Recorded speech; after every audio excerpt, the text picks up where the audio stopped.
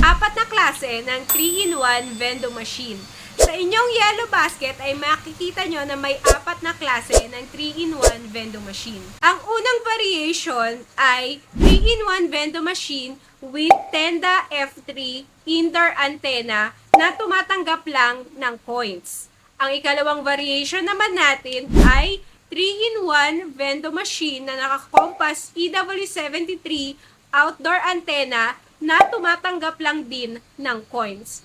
Ang pangatlong variation natin ay 3-in-1 vending machine na naka-Tenda F3 indoor antenna na tumatanggap ng coins at paper bills. At yung huling variation natin ay 3-in-1 vending machine with compass EW73 outdoor antenna na nag-a-accept ng coins pati ng paper bills. Ang similarities ng apat na variation na ito ay lahat sila ay 3-in-1 vending machine. Meron silang piso Wi-Fi, e-loading, and GCash feature. Nagkakaiba lang po sila sa antenna na inclusion nila. Merong naka-indoor and merong naka-outdoor antenna. And then, yung type of money na kanilang tinatanggap. Merong variation na coins lang yung kanyang tinatanggap and then merong variation na both coins and paper bills yung kanyang tinatanggap.